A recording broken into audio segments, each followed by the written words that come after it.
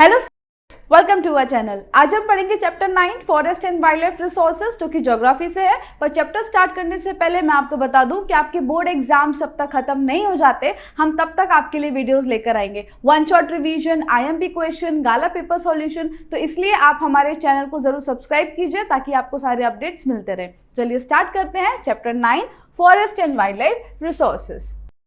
तो आपको तो पता ही है कि ह्यूमन की लाइफ में आज जितना भी प्रोग्रेस हुआ है या ह्यूमन ने जितना भी डेवलपमेंट किया है वो सब रिसोर्सेज की वजह से। इवन ह्यूमन का जो एग्जिस्टेंस है वो भी रिसोर्स पर ही डिपेंड करता है। So the existence, progress and development of man is dependent on resources. हम नेचुरल रिसोर्सेज का इस्तेमाल करके अपनी नीड्स को फुलफिल करते हैं और इसमें से जो फॉरेस्ट है वो बहुत ही इंपॉर्टेंट रिसोर्स माना जाता है। अब फॉरेस्ट का मतलब क्या? So forest is the accumulation of trees, scrubs और हीप्स ऑफ ग्रास, यानी कि जहां पर बहुत सारे एक साथ पेड़ पौधे हों उसी को हम क्या बोलेंगे? फॉरेस्ट बोलेंगे। अगर अब हम नेचुरल वेजिटेशन की बात करें तो यहाँ पे हम सिर्फ वही वेजिटेशन इंक्लूड करते हैं जो बिना किसी ह्यूमन हेल्प के अपने आप ग्रो हुआ हो। अब जैसे फॉरेस्ट है तो कोई इंसान थोड़ी जाता है वहां पे पेड़ उगाने, वो तो अपने आप हो जाता है। So only that vegetation is included in natural vegetation which can be raised without any human help, naturally without any human help। तो ऐसे वेजिटेशन को कहा जाता है वर्जिन वेजिटेशन। और ये आज आपको इंडिया में कहाँ देखने को मिलेगा? तो सिर्फ और सिर्फ हिमालय, सुंदरवन और remote areas of Thar desert, क्योंकि बाकी हर जगह तो ह्यूमन ने इंटरफेयर करके नेचुरल वेजिटेशन को डिस्ट्रॉय कर दिया है। चलो आगे बढ़ते हैं। अब ये पूरा फॉरेस्ट के बारे में है तो फॉरेस्ट का हम पहले क्लासिफिकेशन करेंगे। अब फॉरेस्ट क्लासिफिकेशन यहाँ पे दो तरीकों से किया गया है। सबसे पहला on the basis of ownership और फिर ऑन द बेसिस ऑफ देखो मैनेजमेंट। एक ये है administration, ownership and management. 3 marks का इंपॉर्टेंट क्वेश्चन बनेगा, पर आपको पहले क्वेश्चन ढंग से रीड करना है कि यहाँ पे कौन से टाइप्स के फॉरेस्ट पूछे गए हैं। ये है types of forest according to administration. Okay, फिर आएगा आपका types of forest according to ownership and management. दोनों ही इंपॉर्टेंट क्वेश्चन है 3 मार्क्स के लिए, पर आप पहले रीड जरूर करना। ओनरशिप मैनेजमेंट वाले अलग है और एडमिनिस्ट्रेशन वाला अलग है। तो सबसे पहले हम देखते हैं एडमिनिस्ट्रेशन के बेसिस पे we have 3 types of forest. सबसे पहला है reserve forest, second protected forest और तीसरा क्या है? Unclassified forest. ओके, अच्छा, अब रिजर्व फॉरेस्ट क्या होते हैं? ऐसे फॉरेस्ट जो डायरेक्टली गवर्नमेंट के कंट्रोल में होते हैं। Such forest are under the control of the government directly. और यहाँ पर लैम्बरिंग, कलेक्शन ऑफ वुड्स या पास्चरिंग ये सब रिस्ट्रिक्टेड होते हैं। There is restriction on lumbering, collection of woods और पास्चरिंग। सो लैम्बरिंग मतलब क्या होता है? Cutting of trees, collection of woods और पास्चरिंग यानी कि एनिमल ग्रेजिंग। इन सारी एक्टिविटीज पर यहाँ पर रिस्ट्रिक्शंस होते हैं। अब दूसरा क्या है? Protected forest. ये ऐसे फॉरेस्ट हैं जो एडमिनिस्ट्रेशन देखता है। This forest are looked after by the administration. और यहाँ पर कौन सी एक्टिविटीज अलाउड है? परमिटेड टू जो लोकल पीपल हैं वो कलेक्शन ऑफ वुड उनके लिए अलाउ है, फिर एनिमल ग्रेजिंग भी अलाउ है without causing any harm to the trees. वो यहाँ पे एनिमल ग्रेजिंग कर सकते हैं, वुड भी कलेक्ट कर सकते हैं, लेकिन उस फॉरेस्ट की कोई भी ट्रीज को हार्म नहीं करना है। तो यहाँ पर आ जाता है प्रोटेक्टेड फॉरेस्ट, जहाँ पे ये एक्टिविटीज अलाउ है और यहाँ पर रिस्ट्रिक्टेड है। फिर तीसरा है अपना अनक्लासिफाइड फॉरेस्ट, यानी कि इसको क्लासिफाई ही नहीं किया गया है। These forest are not classified. तो इधर पे किसी भी तरह का रिस्ट्रिक्शंस नहीं है। यहाँ पे डिफॉरेस्टेशन भी होता है, एनिमल ग्रेजिंग भी होता है, किसी भी तरह का यहाँ पे रिस्ट्रिक्शंस नहीं है। ओके, चलो next types of forest according to ownership and management. उसके हिसाब से पहला कौन सा आएगा? स्टेट फॉरेस्ट, फिर आएगा हमारा कम्युनल या कम्युनिटी फॉरेस्ट और तीसरा क्या है? Private forest. तो सबसे पहला स्टेट फॉरेस्ट का मतलब सेंट्रल और स्टेट गवर्नमेंट कंट्रोल सच फॉरेस्ट। ऐसे फॉरेस्ट जो स्टेट या सेंट्रल गवर्नमेंट कंट्रोल कर रही है तो क्या हो जाएगा? State forest. और हमारे कंट्री में मोस्ट ऑफ जितने भी फॉरेस्ट हैं वो इसी कैटेगरी में आते हैं। फिर कम्युनल या कम्युनिटी फॉरेस्ट, ये ऐसे फॉरेस्ट है जिनकी देखभाल कौन कर रहा है? So local self government institute, gram panchayat, municipality corporation, फिर municipality have control over such forest. जहाँ पे लोकल सेल्फ गवर्नमेंट पेड़ पौधों को या जंगलों को देख रही है उसको हम कहेंगे कम्युनल या कम्युनिटी फॉरेस्ट। और जो डायरेक्ट स्टेट या सेंट्रल गवर्नमेंट के अंडर है वो हो जाएंगे हमारे स्टेट फॉरेस्ट। अब जो तीसरा है वो क्या है, प्राइवेट, नाम से पता चल रहा है कि यहाँ पे गवर्नमेंट नहीं, कोई प्राइवेट इंडिविजुअल उस फॉरेस्ट को ओन कर रहा है। So such forest is own by individuals. Such forest are found in, कहाँ पे मिल जाएंगे आपको इंडिया में, तो उड़ीसा, मेघालय, पंजाब और Himachal Pradesh. Some of these forest are in hazard condition और some of them are totally barren. क्यों? क्योंकि प्राइवेट फॉरेस्ट है तो ये इन फॉरेस्ट का इस्तेमाल अपने प्रॉफिट के लिए करेंगे। यहाँ पे ये लोग माइनिंग करते हैं, फिर अगर अपने इंडस्ट्रीज के लिए रॉ मटेरियल चाहिए तो डिफॉरेस्टेशन भी होता है। किसी भी तरह का रिस्ट्रिक्शन नहीं है, गवर्नमेंट यहाँ पे कुछ बोल नहीं सकती क्योंकि ये प्राइवेट फॉरेस्ट है। ओके, इसलिए ज्यादातर इस कैटेगरी की जो फॉरेस्ट है उनकी कंडीशन बहुत ही खराब है। डन। तो यहाँ पे आपके 2 IMP क्वेश्चंस हो जाते हैं।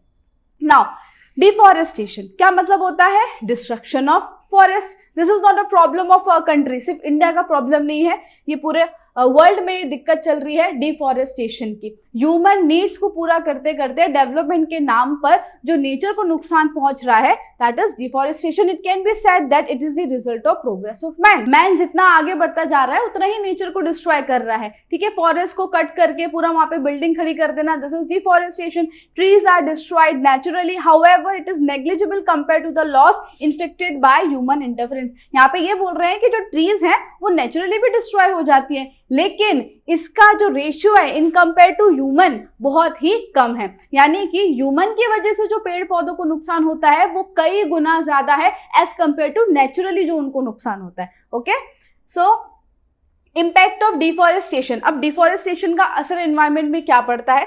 The impact of deforestation is wide spread. Carbon dioxide की जो क्वांटिटी है एटमॉस्फेयर में वो बढ़ जाती है। ठीक है, क्योंकि जो ऑक्सीजन रिलीज करते हैं वो पेड़ है, अब उनको काटते जा रहे हैं तो हम क्या एक्सेल करते हैं? Carbon dioxide. तो एनवायरमेंट में, एटमॉस्फेयर में कार्बन डाइऑक्साइड की क्वांटिटी इंक्रीज हो जाती है। ग्रीन हाउस इफेक्ट बढ़ जाता है। With the remove forest cover the soil is eroded and the problem of farm fertility decreases. ये भी हमने पढ़ा था चैप्टर 8 में। अगर फॉरेस्ट यानी कि जो पेड़ पौधे होते हैं उनकी जड़ें सॉइल को पकड़ के रखती हैं, अब जब आप पेड़ काट दोगे तो जो मिट्टी है वो आसानी से इरोड हो जाएगी। तो एक तो सॉइल इरोजन का भी प्रॉब्लम आ जाता है जिसकी वजह से सीधा फर्टिलिटी अफेक्ट हो जाती है और फिर आगे चल के एग्रीकल्चर प्रोडक्शन भी कम हो जाएगा। Then in the peninsular India the forest area has decreased largely due to deforestation. Peninsular यानी कि साउथ में बहुत ज्यादा डिफॉरेस्टेशन की वजह से हमने काफी अपने फॉरेस्ट एरिया को खो दिया है। नाउ यहाँ पर क्या है? Many living organism have lost their एडोब्स। अब जब जंगल हम काटते हैं तो जंगल के जो जानवर है उनका घर छिन जाता है।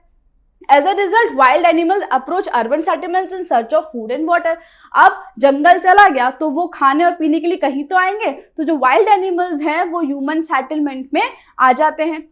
More instances were recorded of carnivorous animals killing the domestic animals of those shepherds who live near the forest. और जंगल के आसपास काफी सारे ऐसे इंसिडेंट देखने को मिलते हैं जहां पर जो वाइल्ड एनिमल्स हैं वो डोमेस्टिक एनिमल को मार डालते हैं। ठीक है, जो शेपर्ड्स होते हैं ना उनके डोमेस्टिक एनिमल्स को मार डालते हैं। लेकिन रीजन क्या है? अगर फॉरेस्ट डिस्ट्रॉय करेंगे तो वाइल्ड एनिमल्स ह्यूमन सेटलमेंट में आएंगे। अगर उनके फॉरेस्ट या उनके घर को अगर हम नहीं छेड़ेंगे तो वो तो वहीं रहेंगे।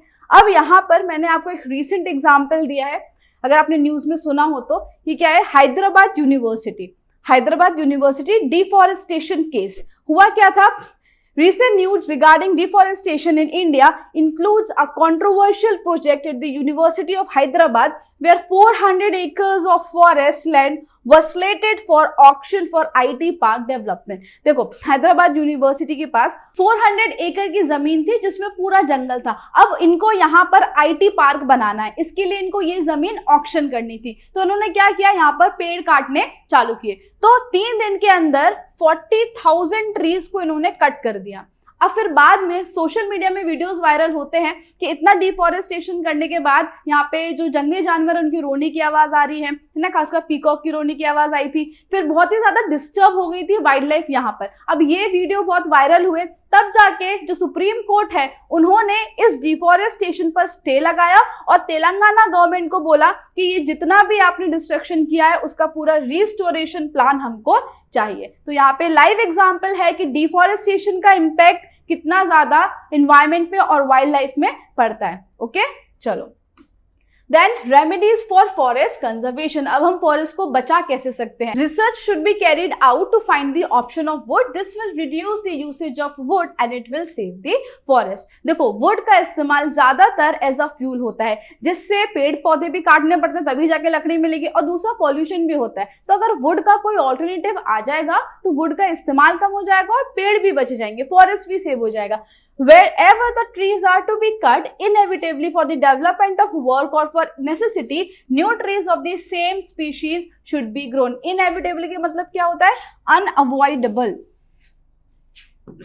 ठीक है, अगर कुछ ऐसी जगह है जहां पर हमको पेड़ काटना ही पड़ेगा, बिना उसके डेवलपमेंट प्रोसेस नहीं हो पाएगा, या फिर जरूरी है वहां पर पेड़ काटना, तो अगर डिफॉरेस्टेशन हो रहा है तो आपको उसी स्पीशीज का, जो पेड़ आपने काटा है उसी स्पीशीज का पेड़ दूसरी जगह उगाना पड़ेगा। ये हम क्या कर रहे हैं? बैलेंस मेंटेन कर रहे हैं कि अगर डेवलपमेंट वर्क के लिए डिफॉरेस्टेशन एक कंपलसरी हो जाता है तो जो पेड़, जो स्पीशीज के पेड़ आप काट रहे हो, सेम स्पीशीज दूसरी जगह ग्रो करनी होगी।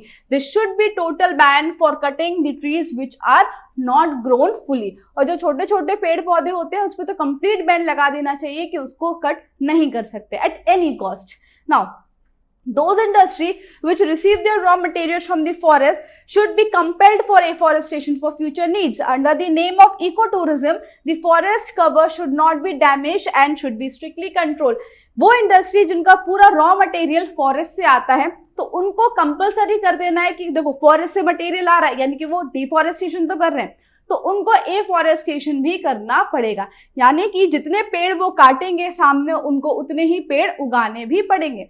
और इको टूरिज्म के नाम पर क्या हो रहा है? लोग डेवलपमेंट कर रहे हैं। जैसे कि हम हिल स्टेशन जाते हैं, नेचुरल साइट सीन पर जाते हैं, तो आपने देखा होगा कि आपको सारी फैसिलिटीज मिल जाती हैं, रहने करने का, खाने पीने का। तो ऐसी जगह पर भी ये फैसिलिटीज कैसे मिली? उन्होंने क्या किया है कि उधर के कुछ एरिया, कुछ नेचुरल एरिया को पूरा डिस्ट्रॉय करके फिर ये पूरी बिल्डिंग खड़ी कर दी है। तो इको टूरिज्म के नाम पर भी फॉरेस्ट कवर धीरे धीरे कम होता जा रहा है, उस पर भी हमको क्या करना है? कंट्रोल करना है। फिर आता है wide spread public awareness programme should be organised among the local people. The importance of forest and the conservation strategy should be included in school syllabus और कॉलेजेस सिलेबस, ताकि बच्चों को भी पता चले कि फॉरेस्ट क्यों जरूरी है और उनको कंजर्व हमको क्यों करना है। They should explain the necessity of forest conservation. Now social forestry और एग्रो फॉरेस्ट्री। सोशल फॉरेस्ट्री का मतलब होता है कि फॉरेस्ट वगैरह को मैनेज करना और एफॉरेस्टेशन करना। एग्रो फॉरेस्ट्री में क्या आ जाता है कि ट्रीज है उसके साथ साथ जो लाइव स्टॉक होता है ना, जानवर, उनको दोनों को साथ में रख के आगे बढ़ना। Should be developed intensively by taking plant step for the necessity of fodder and fire would. तो इन दोनों की जरूरतें पूरी करने के लिए सोशल और एग्रो फॉरेस्ट्री करनी रहेगी। Then in place of firewood alternative options. Firewood, लकड़ी का कम से कम इस्तेमाल हो, इसलिए हमको उसके ऑल्टरनेटिव तो चाहिए। तो क्या हो जाएंगे उसके alternative? Solar energy, natural gas etcetera should be implemented, ताकि अगर जितना वुड का इस्तेमाल कम होगा उतने ही हमारे फॉरेस्ट बचे रहेंगे। Then forest resources should be used sparingly. बहुत ही सोच समझ के हमको फॉरेस्ट रिसोर्सेज का इस्तेमाल करना है in order to make the process of trees growth faster and healthier. Infested trees should be removed, और जो पेड़ पौधे हैं वो अच्छे से ग्रो कर सके तो आसपास जितने भी इन्फेक्टेड ट्रीज होते हैं ना उनको हटा देना है, ताकि उसकी वजह से बाकी ट्रीज खराब ना हो जाए। फॉरेस्ट फायर से भी डैमेज होता है। अ सेपरेट सिस्टम और a force at national level should be created for dousing the fire, यानी कि फॉरेस्ट फायर से भी पूरा जंगल बर्बाद हो जाता है ना, तो उधर पे एक फॉरेस्ट डिपार्टमेंट होना चाहिए जो पेट्रोलिंग करता रहे, और जब भी उसको ऐसा लगता है कि आग लग सकती है या फिर थोड़ी सी भी आग दिखती है तो उसको बुझा सके, वो फैले पूरे जंगल में, उससे पहले वो आग बुझा सके, तो उसका भी एक सिस्टम होना चाहिए। Then due to the increase means of transportation and easy travel, thousands of pilgrims reach the religious places in forested area to attend the bhandara, fairs, parikrama. At that time the litter should be cleared properly, otherwise the forests are polluted. तो आपने देखा होगा कि केदारनाथ, बद्रीनाथ ऐसी जगहों पर एक साथ लाखों श्रद्धालु चले जाते हैं, thousands of pilgrims, और उनमें सिविक सेंस तो होता नहीं है, उनको इतना भी नहीं कि इधर पर हमको कचरा नहीं फैलाना है, एटलीस्ट प्लास्टिक तो नहीं फेंकना है। तो उधर भी आपको बहुत ज्यादा वेस्ट देखने को मिल जाएगा। आप केदारनाथ जाओ, बद्रीनाथ, अमरनाथ, हर जगह आपको वेस्ट देखने को मिल जाएगा, जिसकी वजह से से लैंड पॉल्यूट होता है और जो फॉरेस्ट है उस पर भी अफेक्ट पड़ता है। तो ये सारी चीजें नहीं होनी चाहिए ताकि हमारे जो जंगल है वो बचे रहें। And area should be demarcated and reserve for animal pasture. अब एनिमल पास्चर यानी कि एनिमल ग्रेजिंग, इनका भी अगर एक्सेसिव ग्रेजिंग हो जाता है तो भी सॉइल इरोजन होता है, वो हमने लास्ट वाले चैप्टर में पढ़ा था। तो इनका भी एक एरिया फिक्स होना चाहिए कि इतने एरिया में ही एनिमल ग्रेजिंग हो सकती है। अदरवाइज क्या होता है, बहुत ज्यादा एनिमल ग्रेजिंग या पास्चरिंग सॉइल को लूज कर देती है। क्लियर? सो ये सारे वेज थे जिससे हम फॉरेस्ट को कंजर्व कर सकते हैं। अब हम आ जाते हैं wild life diversity. So there is a large diversity in climate and physiography in India. Due to this geographical diversity, a large variation is seen among the insects, birds, animal and vegetation। देखो India में इतने type के animals हमको देखने को मिलते हैं क्योंकि हमारी जो फिजियोग्राफी है वो कुछ इस तरह की है कि नॉर्थ में हिमालयस है और नीचे तीनों साइड जो है वो ओशन है। नाउ देयर आर अबाउट कितनी स्पीशीज है वर्ल्ड में एनिमल्स की? 15 लाख स्पीशीज, 15 लाख स्पीशीज। उसमें से 81,251 स्पीशीज आपको इंडिया में देखने को मिलेगी। कितनी? 81,251। India stands 12th in the world in terms of biodiversity, और बायोडाइवर्सिटी के टर्म्स में इंडिया का रैंक क्या है? 12th। तीनों चीजें याद रखनी है, बहुत इंपॉर्टेंट है 1 मार्कर के लिए। Now animals from Asia, Europe and Africa are seen in India. फिर African zarak, European wolf, wild goats and Kashmiri deer, elephants and gibbons from Southeast Asia etc. are found here. तो African zarak ये रहा, ये African zarak है, फिर ये Kashmiri dear है, उसके बाद ये है गिब्बन। ठीक है? The biodiversity of India includes black bear, one-horned rhino, deer, different types of snakes, peacock, gorad यानी कि bustard ये रहा, great Indian bustard, hawk, kingfisher, flamingo, etc. फिर snow leopard in Himalayas and the red panda found at the same altitude are distinguished animals here. Himalayas में अलग type के animals मिलेंगे आपको, साउथ में अलग, ईस्ट में अलग, वेस्ट में अलग, इसलिए ये क्या है? Wild life diversity. Then currently India is the only country in the world where tiger and lion are seen moving in their natural abodes। India के अलावा अगर आपको कहीं पे भी टाइगर्स या लायंस दिख रहे हैं, इसका मतलब क्या है? वो कैप्टिव जोन में है। ओके, यानी कि उनको जू में रहेंगे या पकड़ के रखा हुआ है। नेचुरल उनका जो घर है, नेचुरल एडोब्स जो है, एबोर्ड्स, वो इंडिया में ही है, टाइगर और लायन का। ड्यूरिंग विंटर माइग्रेटरी बर्ड्स, काफी सारे माइग्रेटरी बर्ड्स जो है वो विंटर के टाइम पर वाटरशेड एरिया में आते हैं ऑफ केवलादेव नेशनल पार्क। अब ये केवलादेव नेशनल पार्क कहाँ है? राजस्थान में है। फिर भरतपुर नेशनल पार्क, भरतपुर कहाँ है? ये भी राजस्थान में है। और नल सरोवर इन गुजरात। ये 3 ऐसे एरिया है जहाँ पे माइग्रेटरी बर्ड्स आते हैं। Sea turtles come to lay eggs along the sandy stones of sandy coast of Odisha. Indian python, various snakes and king cobra are found in southern rain forest. ये रहा Indian python, okay? और ये turtle, sea turtle. Next, wild life on extension. अब कौन कौन से ऐसे wild life है, कौन कौन से ऐसे जानवर हैं जो एक्सटिंक्ट या on the verge of extension है? सो today many wild animals in the world are on the verge of extinction. Tigers were found throughout India during last century. Tigers were seen in the forest of Idar, Ambaji and Danta. पहले almost पूरे India में आपको tigers देखने को मिलते थे, लेकिन आज tigers are totally extinct from Gujarat. देखो पहले ईडर, अंबाजी और दांता में, गुजरात में भी टाइगर्स थे, पर आज के टाइम पे गुजरात से टाइगर्स पूरे के पूरे एक्सटिंक्ट हो चुके हैं। चीता is also becoming extinct from Indian forest. तो इंडियन फॉरेस्ट से चीता भी एक्सटिंक्ट हो रहे हैं, लेकिन हो रहे नहीं, हो चुके हैं। यहाँ पर मैं आपको एक न्यूज बताती हूँ। देखो, cheetahs are extinct in India officially declared in 1952। तो 1952 में ही ये डिक्लेयर कर दिया था कि इंडियन फॉरेस्ट से चीता एक्सटिंक्ट हो चुके हैं। रीजन क्या है? एक्सेसिव हंटिंग और हैबिटेट लॉस। इसके बाद हमारी गवर्नमेंट ने क्या स्टेप उठाया? एकदम recent news, the first batch of 8 चीता कंप्राइजिंग ऑफ, जिसमें 5 फीमेल्स थे और 3 मेल्स, वो ब्रॉड फ्रॉम नामीबिया। हम चीता लेकर आए हैं कितने? 8 चीता। कहां से? नामीबिया से। और अभी उनको हमने कहां रखा है? कूनो नेशनल पार्क, जो कि मध्य प्रदेश में है। कहां पर? कूनो नेशनल पार्क, मध्य प्रदेश में। कब की न्यूज है? On September 17, 2022। क्लियर? सो जो चीता है इंडिया से एक्सटिंक्ट हो चुके हैं, पर फिर भी हमने नामीबिया से यहाँ पर चीता लेकर आए हैं। और यहाँ पे अब देखो, ये तो उनका नेचुरल हैबिटेट नहीं हुआ, लेकिन स्टिल अब वो यहाँ पर आगे ग्रो करेंगे। ठीक है, चलो। Some of them like vulture, duck with pink throat, cranes and owls are on the verge of extinction. ये ऐसी स्पीशीज हैं जो खत्म होने वाली है। ये रहा डक विथ पिंक थ्रॉट और vulture, these are on the verge of extinction. Now, Chilotro bird, once seen in Arunachal Pradesh of Northeast, is not seen so easily. Chilotro bird जो अरुणाचल प्रदेश में बहुत आसानी से दिखती थी, आज वो देखने को नहीं मिलती हैं। ये रही चिलोत्रो बर्ड। फिर उसके बाद there is a danger of survival to the alligators of the fresh waters of rivers and Ganga River dolphin. तो alligators और Ganga River dolphin ये भी खतरे में हैं। The number of sea turtles approaching to the coast of Odisha and Gujarat is constantly decreasing. तो जो sea turtles सी coast पर आते थे उड़ीसा और गुजरात, उनका नंबर धीरे धीरे डिक्रीज होता जा रहा है, यानी कि वो भी on the verge of extinction है। वाटर फोर यानी कि जल बिलाड़ी, ये रे are found frequently Narmada, Tapi, Mahi and Sabarmati rivers of Gujarat is almost extinct, यानी कि ये भी जो स्पीशीज है खत्म हो चुकी है। A time has come for us to think about this seriously. और अगर ऐसे ही चलता रहा तो धीरे धीरे हमारी काफी वाइल्ड लाइफ एक्सटिंक्ट हो जाएगी। अब ये एक्सटिंक्ट या फिर डिस्ट्रक्शन का रीजन क्या है? So reasons for destruction of wild life, सबसे पहला due to human interference in grassland and in watershed area of the forest, the natural habitat of the wild animal is put in danger. सबसे पहला तो जो forest destruction है वही एक reason बन जाता है इनका डिस्ट्रक्शन का, क्योंकि इनके जब नेचुरल हैबिटेट छीन लिए जाते हैं तब इनको सर्वाइवल के लिए यहाँ वहाँ भटकना पड़ता है और धीरे धीरे करके फिर ह्यूमन हंटिंग करते हैं और इनकी स्पीशीज जो है या फिर जो एनिमल्स हैं वो धीरे धीरे करके खत्म होते जाते हैं।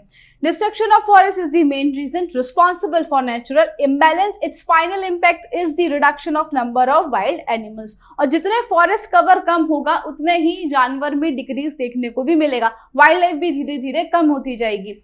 Hunting the animals to obtain, hunt क्यों किया जाता है? Hair, skin, hide, bones, horns या नेल्स के लिए, ये भी रिस्पॉन्सिबल है। फिर ओवर एक्सप्लॉइटेशन ऑफ फॉरेस्ट, देखो बार बार फॉरेस्ट आ रहा है, मेन रीजन क्या है? Forest destruction. So over exploitation of forest made by man for his greedy motives.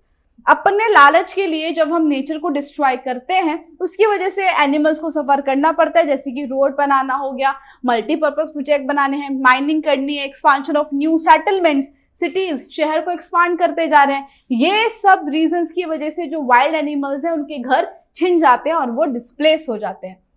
Now forest grassland are being encroached for grass, fuel और for grazing. अब जो domestic animals हैं उनको भी एक्सेसिव ग्रेजिंग कराई जाती है फॉरेस्ट में। The forest fire engulfs many species, और फॉरेस्ट फायर जो होता है वो तो डिस्ट्रॉय करेगा ही। When the forest fire occurs at the time of rearing the young ones of the birds or hatching the eggs, it creates a negative impact on the number of wild animals. Forest fire सबसे ज्यादा किसको नुकसान पहुंचाती है? तो ऐसे birds और animals जो अभी अभी पैदा हुए हैं, बहुत छोटे हैं, और दूसरा जो eggs होते हैं फॉरेस्ट में उन सबको, ठीक है, जिसकी वजह से जो बच्चे पैदा होने वाले होते हैं या जो यंग वंस हैं उनकी भी डेथ हो जाती है। तो वाइल्ड एनिमल्स के नंबर में बहुत ही ज्यादा हमको डिक्रीज देखने को मिलता है due to forest fire. Due to loss of their natural habitats, many animals without any abode come into conflict with man and sometimes even lose their life. अब जब उनसे उनका घर छीनेंगे तो फिर वो कहाँ आएंगे? ह्यूमन सेटलमेंट में। और अब ह्यूमन तो इतना ज्यादा आगे बढ़ चुका है कि अगर वाइल्ड एनिमल और ह्यूमन का आमना सामना हो तो जो एनिमल है वही मरेगा। तो यहाँ पे क्या होता है कि ह्यूमन सेटलमेंट में वाइल्ड एनिमल्स आते हैं और वो अपनी जान खो बैठते हैं। फिर hunting to procure biomedicines or things which make perfume also bring these species on the verge of extinction. और मेडिसिन बनाने के लिए या परफ्यूम बनाने के लिए जिन एनिमल्स का हंट किया जाता है उसकी वजह से भी उनकी species on the verge of extinction पर आ जाती है। अब जो मस्क डियर है, नाम सुना होगा आपने, मस्क डियर, ये जो मस्क है ये एक लिक्विड फॉर्म है जिससे परफ्यूम बनाया जाता है। तो मस्क डियर की जो हंटिंग है वो किस लिए होती है? परफ्यूम के लिए होती है। चलो, नाउ थिंग्स टू नो में बुक में है रेड पांडा, इससे क्वेश्चंस बनते हैं एग्जाम में तो आपको करना रहेगा। Red panda is found in cold forest of eastern Himalayas. Then his food is bamboo sprouts, eggs, small birds, insect, etc. It is less active during the day. Besides India, ये कहाँ का देखने को मिलेंगे? सो चाइना, नेपाल, भूटान और Myanmar. Okay, चलो, पांडा lazy तो होते हैं, तो जो रेड पांडा है वो दिन में कम एक्टिव रहता है। आगे बढ़ने से पहले मैं आपको एक इन्फॉर्मेशन देना चाहती हूँ कि अगर आप 10th GSEB में हैं और अपने बोर्ड एग्जाम की प्रिपरेशन बहुत ही अच्छे से करना चाहते हैं तो आप हमारा कोर्स परचेज कर सकते हैं, जिसमें हम आपको पढ़ाएंगे मैथ्स और सोशल साइंस। इस कोर्स में हम आपको प्रोवाइड करेंगे हर एक चैप्टर के एक्सप्लेनेशन के रिकॉर्डेड लेक्चर्स, उसके बाद रेगुलर टेस्ट सीरीज जिससे आप अपना टेस्ट ले सकते हैं, देन हैंड रिटन नोट्स, ये भी आपको चैप्टर वाइज प्रोवाइड किया जाएगा, और 24/7 डाउट सॉल्यूशन। अगर आपको कोई भी डाउट होता है तो आप हमको ऐप में मैसेज करके अपना डाउट्स क्लियर कर सकते हैं। एंड इसके अलावा प्रीवियस ईयर पेपर सॉल्यूशन दोनों सब्जेक्ट के, मैं यहाँ पर आपको मैथ्स और सोशल साइंस पढ़ाने वाली हूँ, तो दोनों ही सब्जेक्ट के प्रीवियस ईयर पेपर सॉल्यूशन, उसके साथ साथ गाला पेपर सॉल्यूशन और चैप्टर वाइज IMP क्वेश्चंस, दोनों सब्जेक्ट के चैप्टर वाइज IMP क्वेश्चन, ये 3 चीजें भी आपको इस कोर्स में मिल जाएंगी। तो आज ही आप हमारे ऐप को डाउनलोड कीजिए और कोर्स परचेज कीजिए। एंड्रॉइड में आप UGT सर्च करेंगे तो प्ले स्टोर में आ जाएगा, और अगर आईफोन है तो ऐप स्टोर में आप माई इंस्टीट्यूट करके सर्च करेंगे तो हमारी ऐप आ जाएगी। ओके, तो हमारी ऐप डाउनलोड कीजिए और कोर्स परचेज कीजिए। All the best. Measures of preservation of wildlife. It is necessary to change our attitude and perception towards the forest. We consider it as a source of unlimited income, which is mistake. It must be preserved only then natural habitat for wildlife can be saved. तो इंसान का जो attitude है forest की तरफ, wild life की तरफ, वो चेंज करना पड़ेगा। हम फॉरेस्ट को सिर्फ और सिर्फ एक तरीके से देखते हैं, यहाँ से इनकम जनरेट होती है, अनलिमिटेड इनकम, बस। फिर उसका इम्पैक्ट क्या होगा उसके बारे में नहीं सोचा जाता। ठीक है, सबसे पहले तो ह्यूमन एटीट्यूड चेंज करना पड़ेगा। Then maintain the balance of number between the herbivores and carnivores. ये तो फूड चेन में आपको पता ही होगा कि हर एक टाइप के एनिमल जरूरी है, तो इन दोनों के बीच का जो बैलेंस है वो मेंटेन करना है। इसके लिए steps like maintain the water resources in the forest and restriction on grazing of domestic animals. Domestic animals को फॉरेस्ट में ग्रेज नहीं करना चाहिए, क्योंकि डोमेस्टिक एनिमल्स है तो उनके लिए पूरा इंतजाम इंसान तो कर ही रहे हैं, तो फॉरेस्ट में ग्रेजिंग के लिए उनको नहीं जाना है। Then there should be strict laws to ban hunting. those laws should be implemented very harshly. Laws बनाने हैं लेकिन उनको इम्प्लीमेंट भी करवाना है, और heavy punishment should be inflicted for illegal mining in forest area and a fine should be impose. Illegal mining, जैसे कि गवर्नमेंट ने बोला है कि इधर पे माइनिंग पॉसिबल नहीं है या फिर यहाँ पे माइनिंग नहीं करना है, क्योंकि इससे नेचुरल जो वेजिटेशन है वो उसको हार्म पहुंच सकता है। लेकिन फिर भी अगर लोगों को पता चलता है कि इधर कुछ अच्छे मिनरल्स हैं तो वो बिना किसी को बताए और चुपके से माइनिंग करते हैं, तो ये इलीगल माइनिंग पर भी कंट्रोल रखना है। फिर it is necessary to make such arrangement which would not disturb the animals during the procreative period, यानी कि रिप्रोडक्शन के टाइम पर ऐसा अरेंजमेंट करना है कि उनको डिस्टर्ब ना हो। Then a study should be made out about the likely effects of fisheries, forest gathering और tourism in the forest and steps should be taken accordingly। अब ये जो जंगल में लोग ट्रैकिंग करने जाते हैं, फिर ये बॉन फायर करते हैं, जिसकी वजह उसका इम्पैक्ट क्या पड़ता है फॉरेस्ट पे, उस पर भी एक स्टडी होनी चाहिए, और अगर कुछ गलत इम्पैक्ट पड़ रहा है तो अकॉर्डिंगली स्टेप्स लिए जाने चाहिए। Now program should be arranged to bring widespread awareness in the society. If the wildlife protection force is inactive, then pressure should be brought on them and this work should be given priority. अब जैसे government ने बना तो दिया है wild life protection force, लेकिन वो इतना एक्टिवली काम नहीं कर रहे हैं, तो उन पर भी प्रेशर बनाना है और इन सारी चीजों को प्रायोरिटी देनी है। क्लियर? चलो, now again things to know. Ganga river dolphin, जिसका साइंटिफिक नेम है platanista gangetic, this Ganga river dolphin is found in Brahmaputra और गंगा रिवर। ये फ्रेश वाटर स्पीशीज है, इसलिए गंगा और ब्रह्मपुत्र में देखने को मिलेगी। Generally it lives in the river having deep and calm water flow. फिर it is found in Ganga river which flow through one of the densely populated reason of the world. Densely populated यानी कि India से होती हुई गुजरती है। So due to the release of dirty water in the river, sediments due to deforestation, fisheries, navigation in the river, industrial waste, etc., danger has been created against its existence. तो जितना भी industrial waste होता है वो river में ऐसे ही drain कर देते हैं, जिसकी वजह से इस स्पीशीज को प्रॉब्लम होती है and it is on the verge of extinction now. Ganga Brahmaputra के अलावा ये कहाँ पर देखने को मिलेगी? Chambal river. It comes to the surface very often to breathe, making su like sound. Sound का नाम याद रखना, सांस लेने ऊपर आती है और साउंड कैसा होता है? su like sound. It is also known by other names. सॉन्स, सूसू और सुवेसी, ये इसकी दूसरे नाम है। It is also found in the rivers of our neighbour Nepal और Bangladesh. At present the existence of Ganga river dolphin is in danger. Clear? So Ganga river dolphin पर danger क्यों है? Due to chemical substances release in the river. Now wild life protection schemes. अब government ने कौन कौन से project लाए हैं वाइल्ड लाइफ को बचाने के लिए? तो उसमें सबसे पहला और सबसे इंपॉर्टेंट प्रोजेक्ट जो है वो है टाइगर प्रोजेक्ट। 3 मार्क्स के हिसाब से इंपॉर्टेंट बनेगा। There were more than 40,000 tigers in India. 20th century की स्टार्टिंग में इंडिया में 40,000 से ज्यादा टाइगर्स थे, लेकिन अनरिस्ट्रिक्टेड इलीगल हंटिंग, बहुत ज्यादा हंटिंग की वजह से एंड डिफॉरेस्टेशन की वजह से, क्योंकि इन्होंने अपने नेचुरल एबोर्ड्स को खो दिया, there was a big danger for their existence. In such circumstances अब ये सब देखकर प्रोजेक्ट टू सेव टाइगर्स चालू किया। कब? 1971। ईयर याद रखना। Under the project a series of steps were taking to keep natural habitat protected. इनका जो नेचुरल हैबिटेट है उसको प्रोटेक्ट रखना है और इनके लिए जो इकोलॉजिकल बैलेंस है वो मेंटेन करना है। इस टाइगर प्रोजेक्ट के अंदर ये सारे स्टेप्स लिए गए कि जो टाइगर्स की स्पीशीज है वो बढ़ती जाए। Till now this project is implemented in 44 regions. ये भी याद रखना है कि कितने रीजन्स में प्रोजेक्ट को लागू किया गया, तो 44 रीजन्स। कब स्टार्ट हुआ था? 1971। 20th सेंचुरी में कितने टाइगर्स थे? 40,000। धीरे धीरे करके नंबर्स गिरता गया, इसलिए ये प्रोजेक्ट सरकार लेकर आई। नेक्स्ट थिंग्स टू नो में है leopard. So leopard belongs to cat family. It holds smaller stature, यानी कि लायन और टाइगर की कंपैरिजन में इनका जो स्टेचर होता है वो छोटा होता है। ये आपको इंडिया में ऑलमोस्ट हर जगह मिल जाएंगे, डार्क ब्लैक कलर में भी होते हैं, और गुजरात के फॉरेस्ट में इनका जो नंबर है वो ज्यादा है, और ज्यादातर ये ह्यूमन सेटलमेंट में भी आ जाते हैं, और लोग इनको चीता समझ लेते हैं। लेपर्ड और चीता में लोगों को अंतर नहीं पता, सो अननोइंगली पीपल कॉल इट चीता, पर ये क्या है? लेपर्ड। ओके, चलो नेक्स्ट।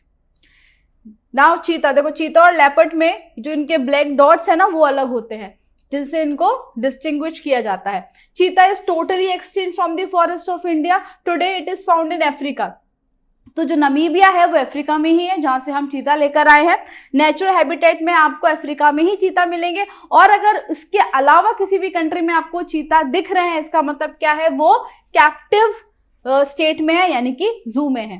फिर एलिफेंट प्रोजेक्ट। पहला कौन सा प्रोजेक्ट था? Tiger project. फिर दूसरा आता है एलिफेंट प्रोजेक्ट। कब स्टार्ट हुआ था? 1992। मेन ऑब्जेक्टिव क्या था? Elephant protection in their natural habitat, और उनके नेचुरल हैबिटेट को प्रोटेक्ट करना। माइग्रेटरी कॉरिडोर्स, यानी कि फूड, वाटर या अदर रिसोर्सेज की सर्च में जब एलिफेंट एक जगह से दूसरी जगह जाते हैं तो उनके उस पाथ को भी प्रोटेक्टेड रखना, ये इसका ऑब्जेक्टिव था। अब कितने प्रोटेक्शन जोन्स एलिफेंट के लिए? So 26 protection zone. After the implementation of this project there has been an increase in the number of elephants in the forest. Beside this project also works for maintenance of domesticated elephants. अब जो domesticated elephants है उनकी देखभाल भी या उनके लिए भी ये प्रोजेक्ट काम करता है। ओके, ईयर याद रखना 1992। फिर आता है हमारा राइनो प्रोजेक्ट। ये कब स्टार्ट हुआ था? It is started for the protection of one horn rhino. ठीक है, in India most of the rhinos are found in Assam. ज्यादातर आपको वन हॉर्न राइनो आसाम में ही देखने को मिलेंगे। अब ये स्पीशीज खत्म ना हो जाए इसलिए प्रोजेक्ट चालू किया था। There are also these are also found in less number in Sundarban of west Bengal, लेकिन ज्यादातर आसाम में दिखेंगे। According to the strategy of rhino vision 2020, rhino vision 2020 के हिसाब से टारगेट बनाया गया था कि हमको कितने राइनो कर देने हैं? 3000 rhino, and increase in the number of rhinos targeted eight 3000 rhinos increase करना था, ये टारगेट था। फिर है crocodile project. This species of alligator which is found in fresh water was on the verge of extinction in the decade of 1970s। तो 1970 से जो alligator और क्रोकोडाइल है इनकी species on the verge of extinction थी, तो ये पूरी खत्म ना हो जाए इसलिए ये प्रोजेक्ट लेकर आए हैं। Timely step to start this project. Okay, अच्छा ये प्रोजेक्ट का ईयर नहीं है, ये वो ईयर है कि कब इनको डिक्लेयर कर दिया था कि ये वर्ज ऑफ एक्सटिंक्शन पर है। ये क्रोकोडाइल है और ये एलिगेटर, ये जो शेप है ना इसका, इनका ये अलग होता है।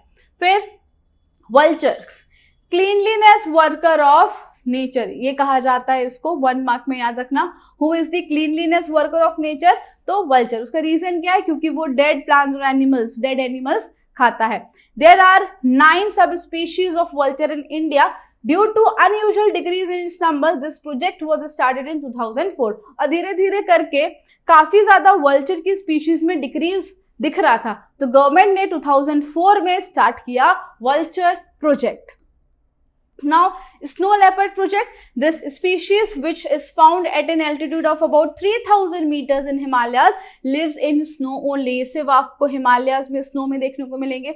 ये प्रोजेक्ट 2000 में चालू हुआ with the purpose to increase the knowledge about snow leopard among the local people, so the people would be aware to protect it. जो लोकल लोग हैं उन्हीं को ही पता नहीं होगा इसके बारे में, तो वो कैसे बचा पाएंगे. तो लोकल पीपल में अवेयरनेस क्रिएट करना और इस स्पीशीज को बचाना इस प्रोजेक्ट का ऑब्जेक्टिव था. ईयर याद रखना 2000. Now sanctuaries, national park and bio reserve, ये तीनों के बारे में आपको 3 मार्क्स में या 2 मार्क्स में पूछा जा सकता है. ये तीनों के तीनों वाइल्ड लाइफ प्रोटेक्शन के लिए बनाए गए हैं. सबसे पहले सेंचुरी की अगर हम बात करें तो ह्यूमन एक्टिविटीज आर परमिटेड. ये डिफरेंस है, यहाँ पर ह्यूमन एक्टिविटीज परमिटेड है with in certain limit. Domesticated animals यहाँ पे ग्रेस करने के लिए भी अलाउ किया गया है after due permission from the authorities. देखो ह्यूमन एक्टिविटीज परमिटेड है, उसके अलावा डोमेस्टिक एनिमल ग्रेजिंग भी कर सकते हैं. Wild life sanctuaries establish for the protection of some species, particular कुछ स्पीशीज के लिए ये वाइल्ड लाइफ सेंचुरी बनाई जाती है. गवर्नमेंट आफ्टर सर्टेन प्रोसेस, अब कहाँ पर हमारे यहाँ पर ये वाइल्ड लाइफ सेंचुरी है. सो पेरियर, चंद्रप्रभा, इतुनगरम, ये सारी फेमस वाइल्ड लाइफ सेंचुरीज हैं इंडिया की. अब कितनी वाइल्ड लाइफ सेंचुरीज हैं, नेशनल पार्क और बायो रिजर्व, उसके लिए मैं अलग से वीडियो लेकर आऊंगी जिसमें किस स्टेट में है, मैप के लिए इंपॉर्टेंट बनता है, तो वो मैं उसमें कराऊंगी. ओके चलो, सेकेंड है हमारा national park. Compare to sanctuary ये ज्यादा प्रोटेक्टेड होते हैं. क्यों? क्योंकि वहां पे डोमेस्टिकेटेड एनिमल ग्रेजिंग भी अलाउ है और ह्यूमन एक्टिविटीज भी अलाउ है. लेकिन नेशनल पार्क में ऐसा कुछ भी अलाउ नहीं होता, पूरा रिस्ट्रिक्शन होता है. इसलिए सेंचुरी से कंपेयर करें तो नेशनल पार्क ज्यादा प्रोटेक्टेड जोन है. More than one ecosystem is included here. There is complete ban on animal grazing. It is not centered around one species as it is in sanctuary. अब century में क्या होता है कि particular कुछ species के लिए, लेकिन नेशनल पार्क ऐसा नहीं होता है. इसमें एक से ज्यादा इकोसिस्टम को प्रोटेक्ट किया जाता है. It is established through coordination of state और सेंट्रल गवर्नमेंट, दोनों मिलकर ये बनाती हैं. कौन कौन से नेशनल पार्क हैं? So Kaziranga, Corbett, Velavadar, marine national park, Gir, Dachigam etcetera are an important are the important national parks of India. 9th में भी आपने सेंचुरीज और नेशनल पार्क्स तो पढ़े ही होंगे, है ना. चलो फिर आ जाते हैं हम bio reserve zone. It is form according to international norms. तो ये गवर्नमेंट, लोकल गवर्नमेंट या फिर सेंट्रल गवर्नमेंट के हिसाब से नहीं, इंटरनेशनल नॉर्म के हिसाब से बनता है. The purpose is to protect the physical and cultural diversity of any region. Besides, वहाँ का vegetation, insects and land of that area, the lifestyle of the people living there is also protected. सिर्फ wild life पर ही concentrated नहीं है, vegetation पर भी. Insects, animals तो आ गए, फिर उस एरिया का जो लैंड है और वहां पर आसपास रह रहे जो लोग हैं उनकी भी लाइफस्टाइल को प्रोटेक्ट करने का काम ये बायो रिजर्व जोन करता है. Special arrangements are created for research and training about bioreserves. In such proclaimed area, all external human movements are totally restrictive. यानी कि कोई भी external human movement bio reserve में अलाउड नहीं होता है. लेकिन जो उसके आसपास के लोग हैं सिर्फ उनको अलाउड है, पर कोई भी एक्सटर्नल यहाँ पर एंटर नहीं कर सकता. और ऐसे जोन का जो एवरेज एरिया होता है वो लार्जर देन 5000 स्क्वायर किलोमीटर्स. कौन कौन से बायो रिजर्व जोन है इंडिया में? So Nilgiri, gulf of Mannar, great Nicobar, Sundarban, Pachmarhi etcetera are considered to be important bioreserves of India. The Run of Kutch of Gujarat was declared as bioreserve zone in 2008. याद रखना, run of Kutch को बायोरिजर्व zone कब declare किया? तो 2008 में. For the protection of its special environmental condition, वहां पे जितने भी वाइल्ड लाइफ है, वहां जो भी वेजिटेशन है उसको प्रोटेक्ट करने के लिए. नाउ ये टेबल 1 मार्कर्स के लिए याद रखनी रहेगी कि बायो प्रोटेक्शन जोन इंडिया में टोटल 18 है, गुजरात में 1 है. नेशनल पार्क इंडिया में टोटल 103 है, गुजरात में 4 है.